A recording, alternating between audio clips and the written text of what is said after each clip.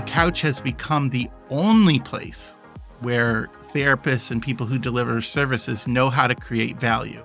That's the trap. Your value does not come from your couch. The value comes from you. Your knowledge goes everywhere with you. Your education goes everywhere with you. Your experience goes everywhere with you. But in the current model, your business doesn't. Your business stays where the couch is. Think about that again. The business stays wherever the couch is. Before we jump into today's episode, I want to let you know about a workshop I'm hosting on July 31st. If you've been following this series, then you already know that the three traps we've been talking about are the clock trap, the calendar trap, and now the couch trap. They all point to the same problem. Your expertise has become trapped inside a service delivery model that only creates value when you're working, when you have an opening, and when somebody is right there in your office. It doesn't have to stay that way. That's exactly why I created Launch a Workshop in 30 Days. This workshop isn't just about building a presentation or learning more information. It's a working session where you take your knowledge about what you already know and you share with every week or every day with your clients, and you turn it into something that can create value for you beyond the hour, beyond the chair, and beyond your calendar. If you're ready to explore making an impact beyond your therapy office, I ask you to join us for this workshop.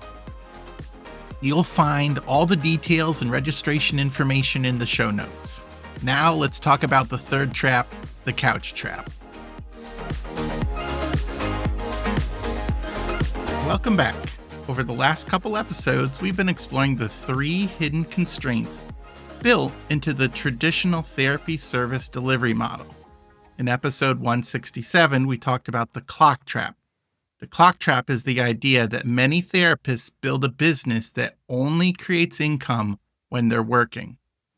Then in episode 170, we explored the calendar trap.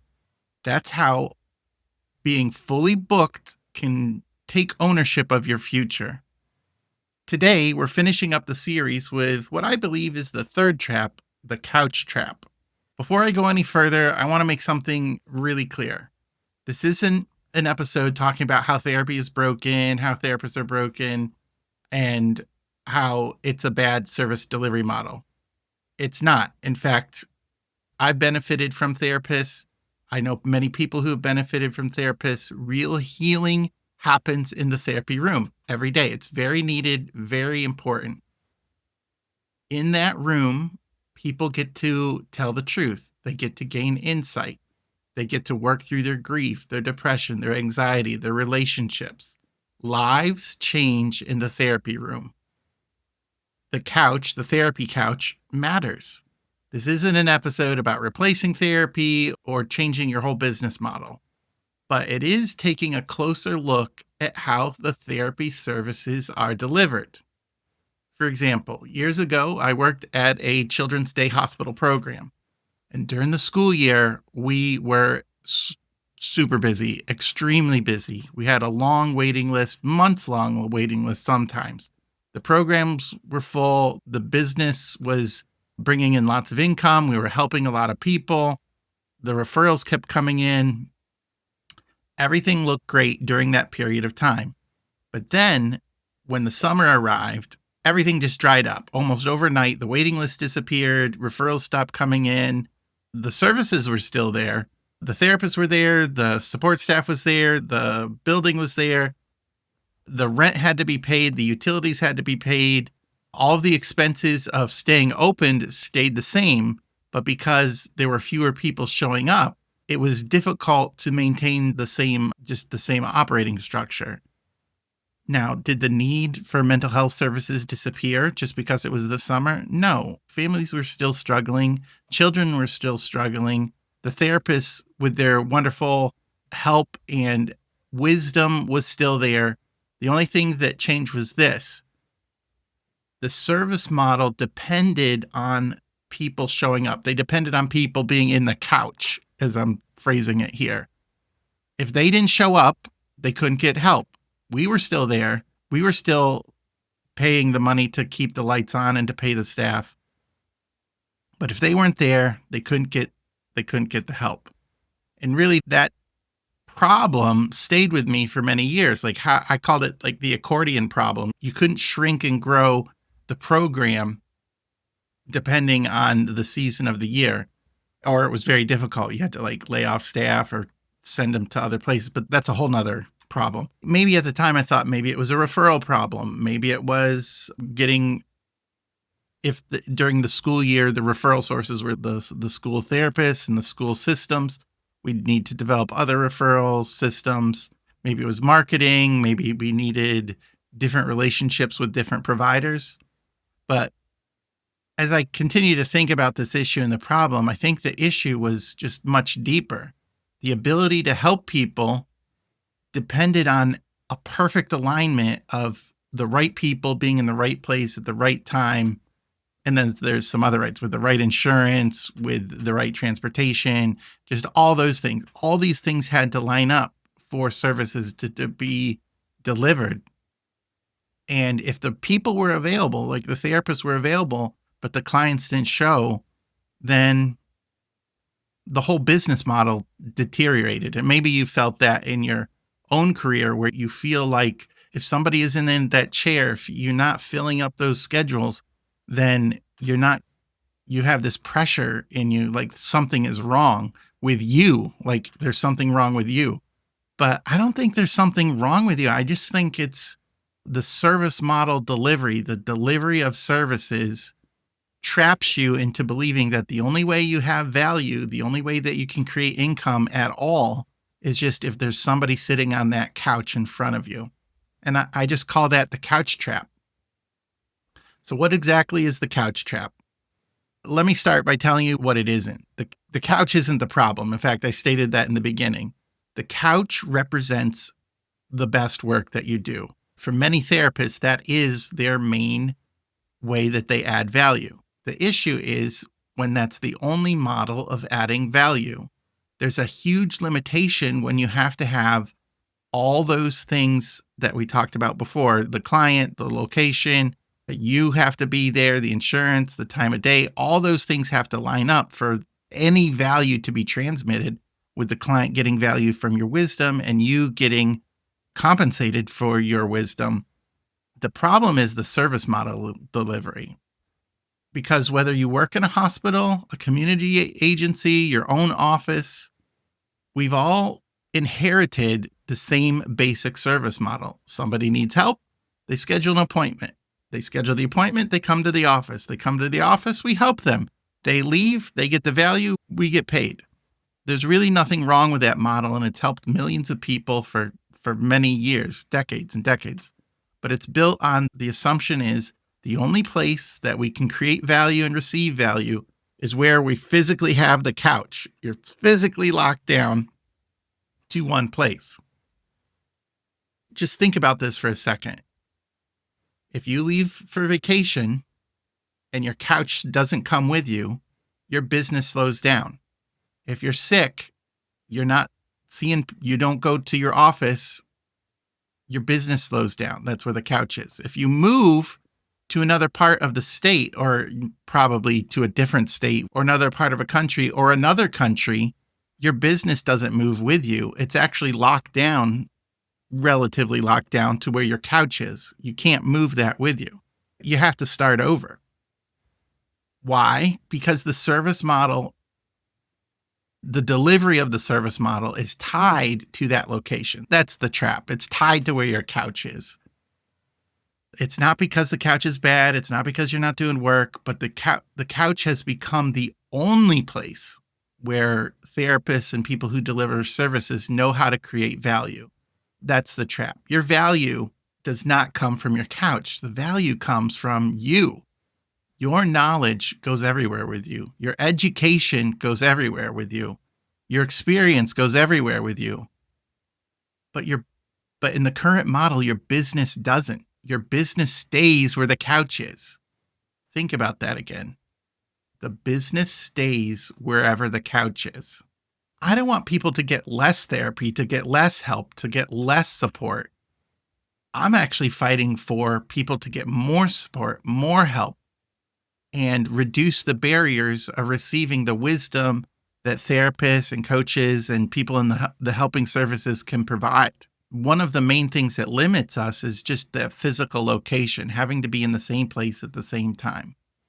Does every time we give value to somebody, does that have to be when they're sitting in the couch in front of us? I don't think so. Therapy does belong in the therapy room. There is a place for people to receive that benefit in the couch. But does all of the help that you can give require somebody sitting in front of you on your couch? Or could some of the way you begin helping people even before the first appointment, or support them through some of the sessions, or reinforce what you've learned or they've learned from you during the sessions, could that happen in a different place besides the couch? That's the question the couch trap is forcing us to answer. Does all your value come from sitting in the same room as somebody? And once I started asking that question, I began to notice there are therapists out there, there are people in the helping services, there are coaches who have already figured out another way. I've seen people break this pattern of developing their services in a different model. Once you start paying attention to this, you're not going to be able to unsee it. One experience in particular has stayed with me when I attended a training on suicide prevention. Now, I'd been working in the field for 15 years, probably by this point. And I was at a training where the room was filled with therapists, first contact workers, schedulers. I worked in the access center, which we admitted people to inpatient. And I was like, I got the calls for people looking for services for inpatient. And so anyways, we were talking about suicide prevention, and the presenter presented their contact, and they were prepared. They knew their material, and they had clearly spent time organizing what they wanted to teach. But what struck me wasn't how amazing they were. It was something that I looked around the room and I sat there listening, and I remember looking at the other therapists in the room, and I'm like, there are probably 20, 30 other people in this room who could teach this, who could probably stand up and give the same presentation just as good as better. And the only difference was the other person had practiced and spent a little bit of time putting their material together. There wasn't something magical about them. They weren't an awesome presenter. They had just stepped up and started presenting at some point. And I realized that there were many people in this room that could do this. Now, they couldn't do it probably the same day, and they would need to practice, and they would need to organize their thoughts.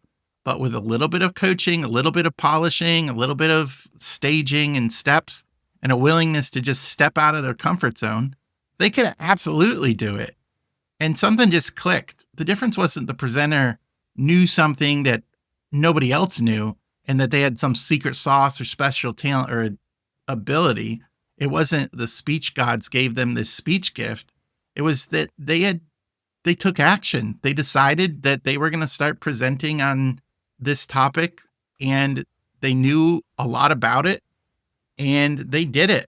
And once they had taken the action to do it, they did something different with their wisdom and experience. Instead of helping one person or one client in a one-on-one, like, hey, I'm going to teach you how to recognize suicide symptoms and do prevention, the presenter wasn't helping just one person. They were helping an entire room full of professionals.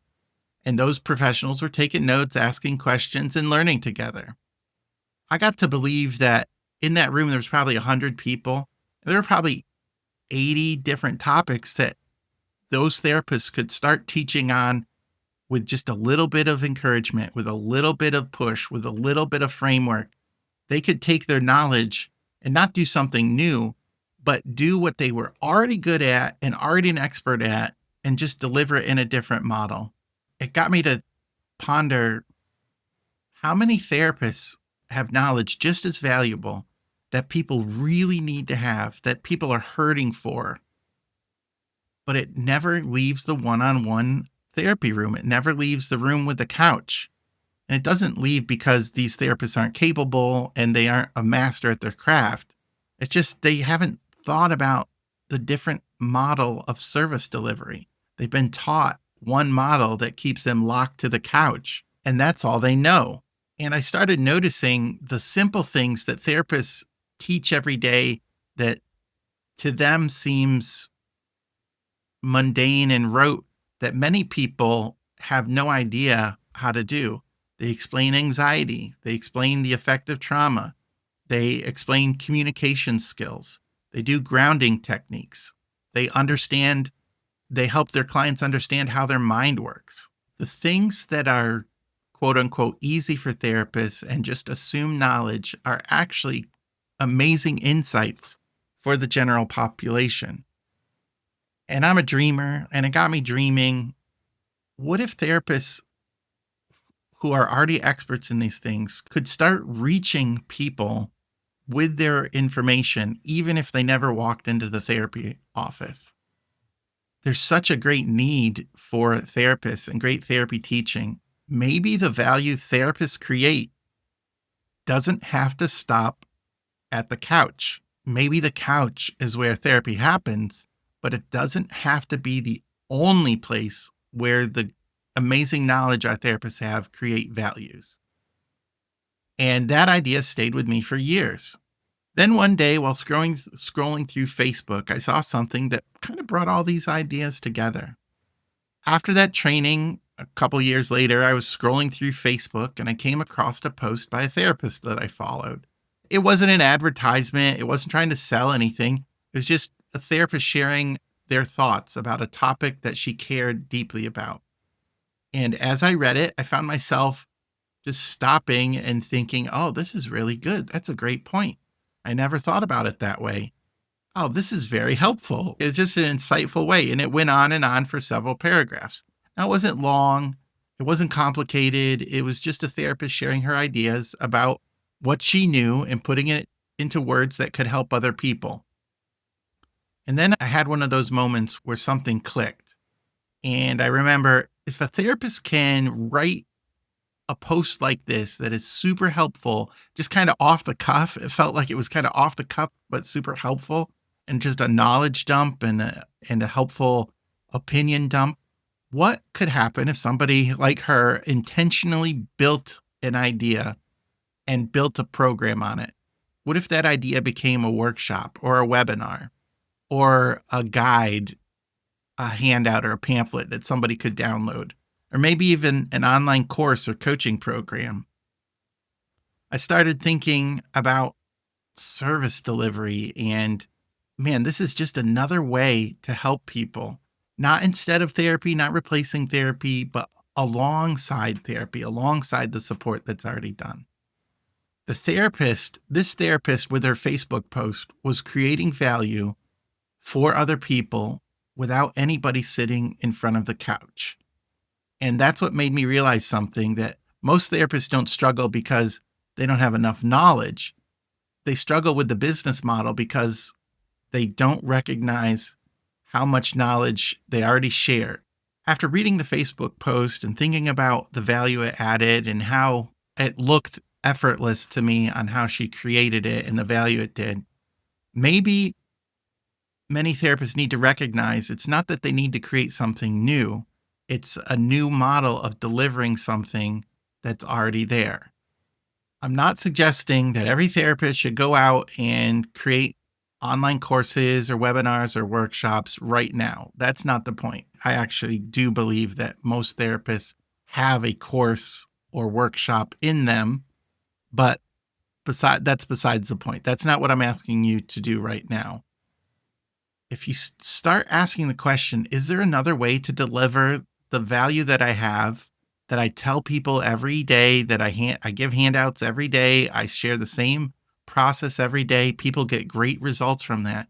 Is there a different way to deliver that service where you're not trapped by the couch, where you're not trapped by the assumption that the only time I can get paid for or get value from helping somebody is when they are in front of me one-on-one in a couch. Start small. Maybe this is what I recommend.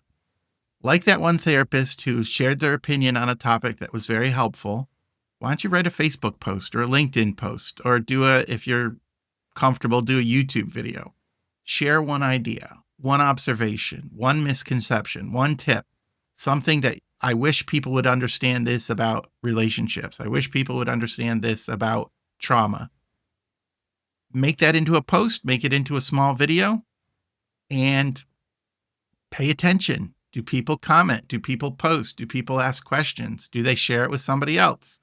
Do they tell you that it helped? Because one simple post can create value, and you've put your ideas out into the world and you're testing to see if there's a response. You might just have discovered that something much, much bigger and a different way to deliver your services. As we wrap up this series on the traps of the therapist service model delivery, I hope you've noticed a pattern. The clock trap wasn't really about the clock. The calendar trap really wasn't about the calendar. In today's episode, the couch trap really wasn't about the couch. These traps are all pointing to something much bigger. They're exposing the unwritten rules of how many therapists practice operate for their business model. The first business rule says, my business creates value when I'm working, when I'm on the clock. The second rule says, my business creates value only when I have an opening and it takes my future. And the third business rule is, my business creates value only where my couch is, where my location is. I'm locked down to my location. Now, those aren't bad rules, and they have supported the delivery of therapy services for decades. They've helped and build many successful practices. They help many people. People have received excellent care. The traditional therapy service delivery model works, and it's helpful. That's not what I'm talking about. But is it the only service delivery model available? It's not. The one-on-one model is not the only way that you can add value to your community and receive value yourself. And that's really my point throughout the services. There isn't a problem with therapy in the therapy delivery model. The problems are the limitations of the service delivery model, the traps that they provide.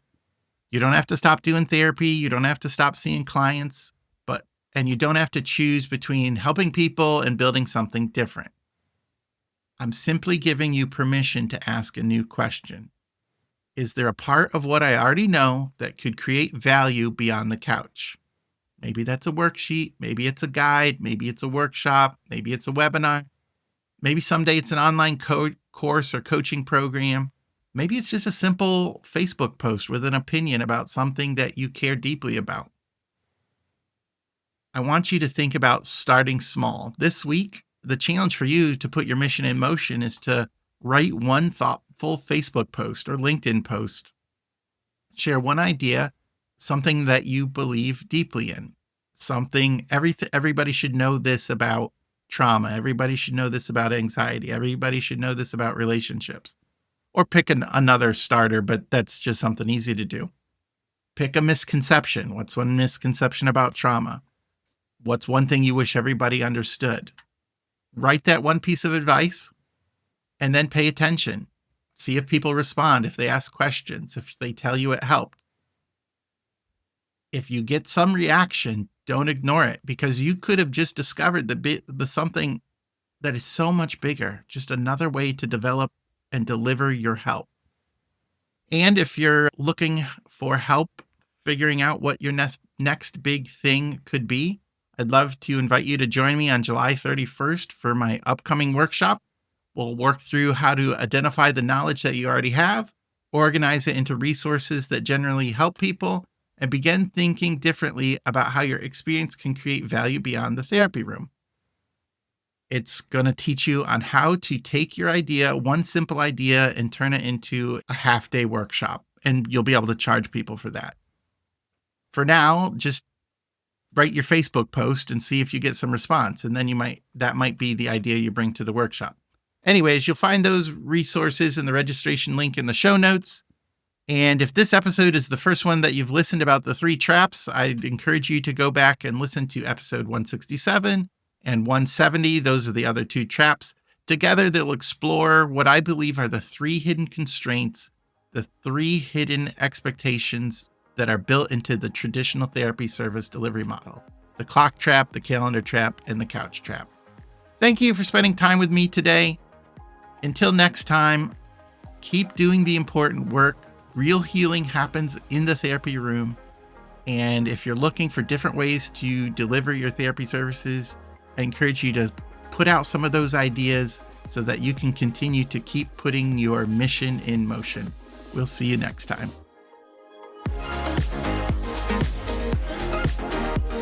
Before we wrap up today, let me leave you with one final thought. If today's episode helped you recognize the clock trap, the calendar trap, or the couch trap in your own practice, don't let this just become another interesting idea. I ask you to take one step, take some action.